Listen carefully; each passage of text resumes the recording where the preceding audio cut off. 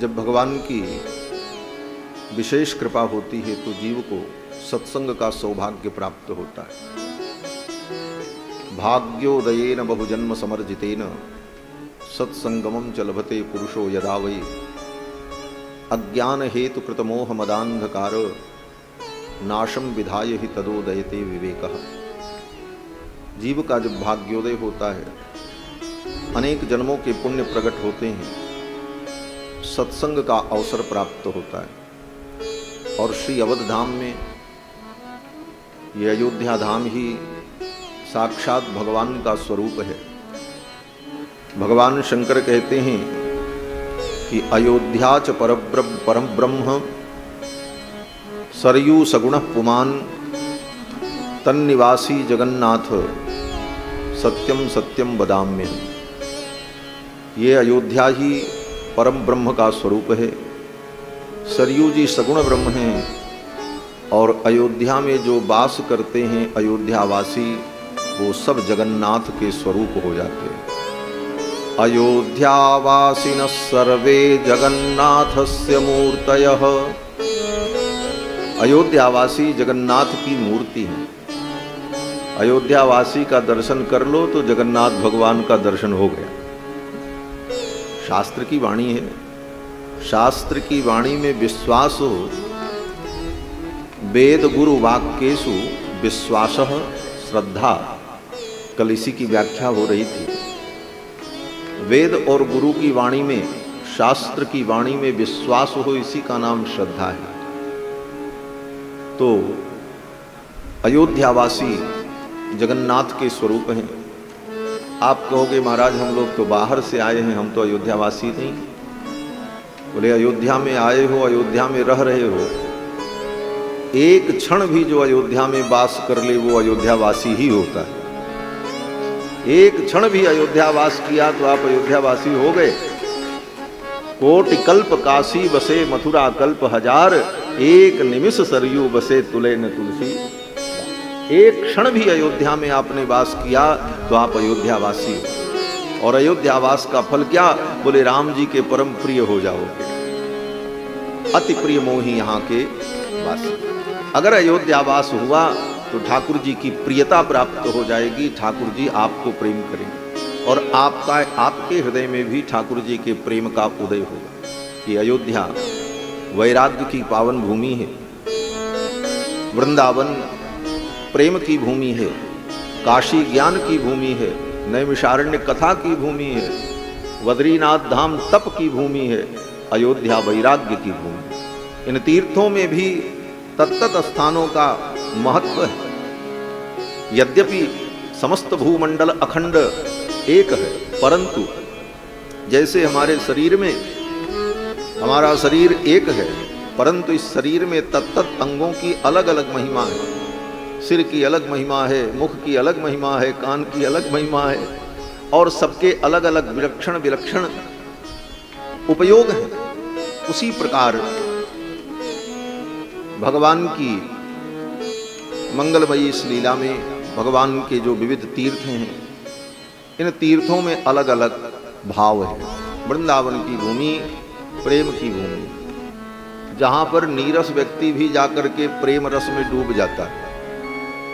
यत्र प्रविष्टो सकलोपि जंतु आनंद सच्चित घनतामुपैति। वृंदावन की पावन भूमि में जाकर के कोई भी जंतु हो, जीव हो, वो प्रेमी बन जाता है।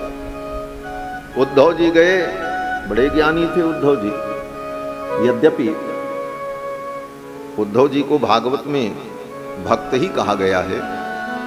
श्री सूरदास जी महाराज ने अपने पदों में उद्धव जी को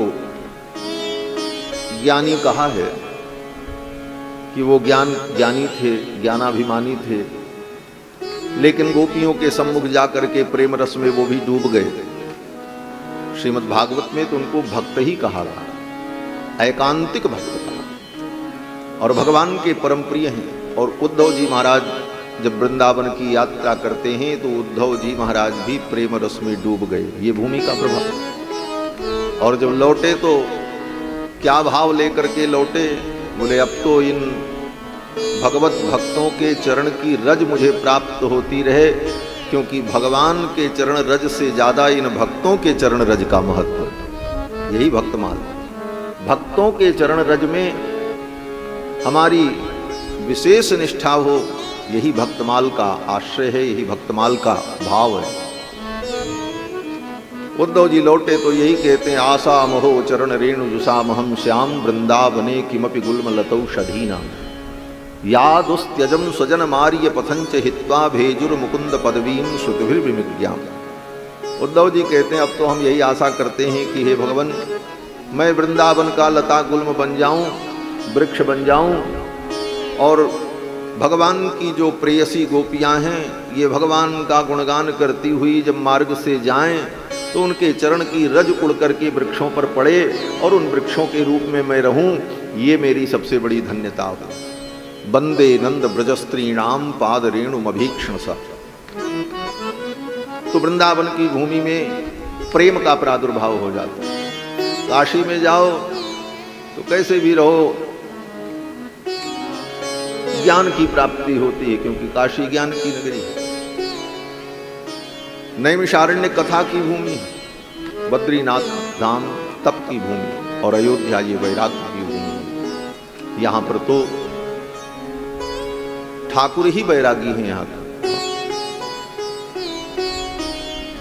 यद्यपि भक्तों ने ठाकुर को अवध बिहारी रस रसिक ठाकुर भी अनुभव किया, परंतु मूल कथा के आधार पर विचार करें तो अयोध्या के ठाकुर तो बड़े वैराग्य हैं महाराज। जो वैराग्य अयोध्या का साम्राज्य छोड़कर बन बन भटके, लौट करके आने के बाद भी एकाकी जीवन व्यतीत करते हुए श्री सीतारामचंद्र भगवान की जय, एकाकी जीवन व्यतीत करते हुए वैराग्य में ही निष्ठ रहे। नारायणा नारायणा हे लक्ष्मी रमणा नारायणा नारायणा नारायणा हे लक्ष्मी रमणा नारायणा नारायणा नारायणा हे लक्ष्मी रमणा नारायणा नारायणा नारायणा हे लक्ष्मी रमणा नारायणा नारायणा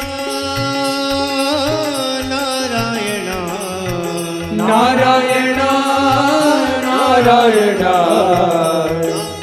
हे लक्ष्मी रमणा नारायणा हे लक्ष्मी रमणा नारायणा नारायणा नारायणा हे लक्ष्मी रमणा नारायणा नारायणा नारायणा हे लक्ष्मी रमणा नारायणा हे राघवा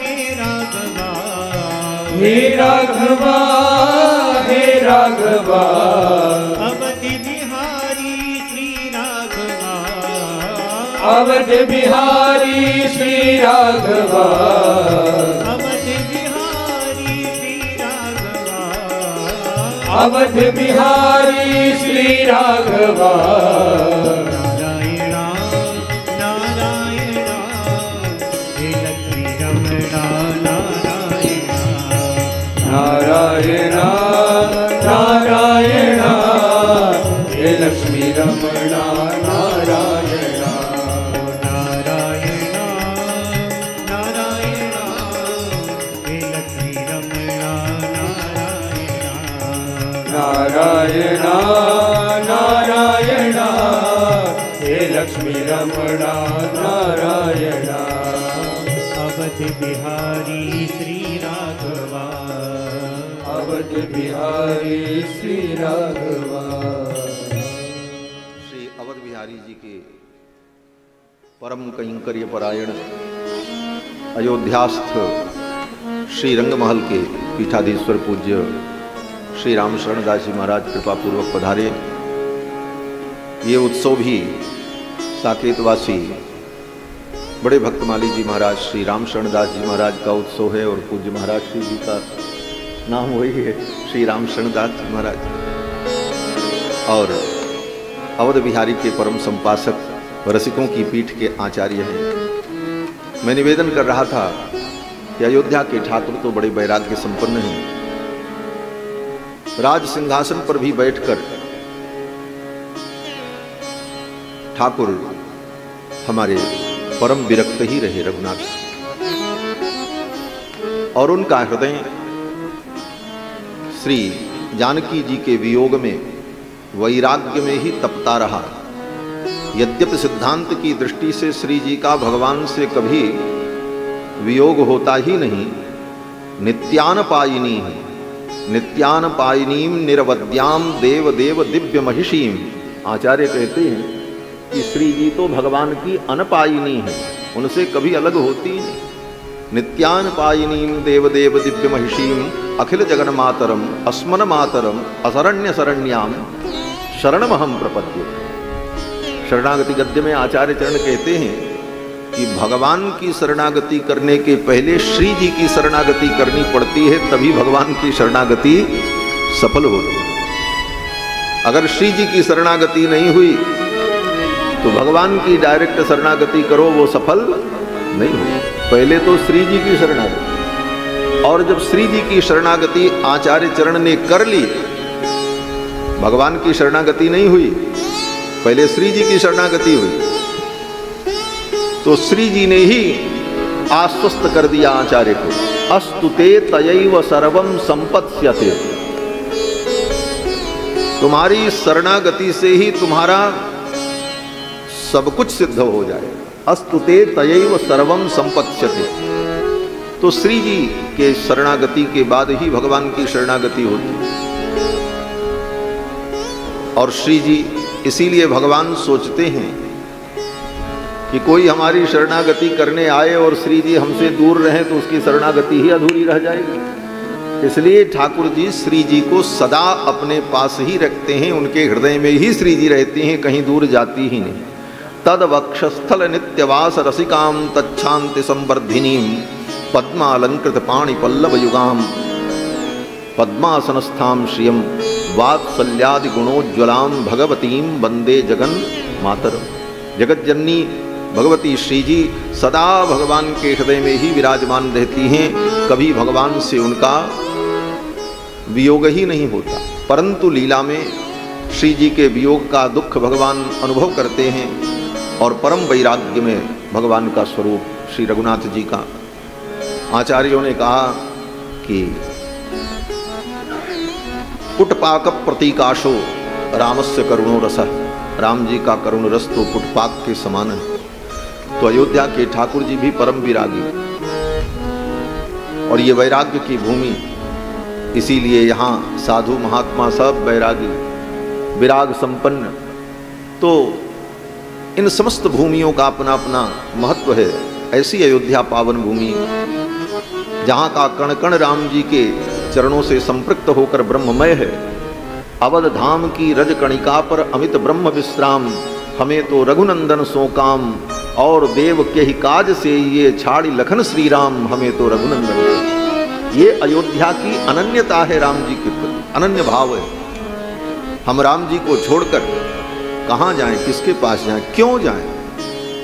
कोई क्या कर सकता है? राम जी से ज्यादा कुछ करने की क्षमता किसी में। इसलिए अनन्य भाव से रघुनाथ जी के चरणों में समर्पण। तो ऐसी अयोध्या की जो पावन भूमि है, इस भूमि में बैठकर भगवान के भक्तों का पावन चरित्र और भक्ति की महिमा हम सभी लोग श्रवण कर रहे हैं। पूज्य महाराज श्री के साकेत उत्सव के उपलक्ष्य में, और विविध संतों का, बड़े बड़े महापुरुषों का बैठे बैठे यहाँ से दर्शन प्राप्त हो रहा है। कल मैंने निवेदन किया था कि श्री प्रियादास जी महाराज भक्तमाल की टीका में अपने कवित्व में कहते हैं कि भक्ति महारानी का श्रृंगार बिना भक्तमाल के नहीं हो सकता।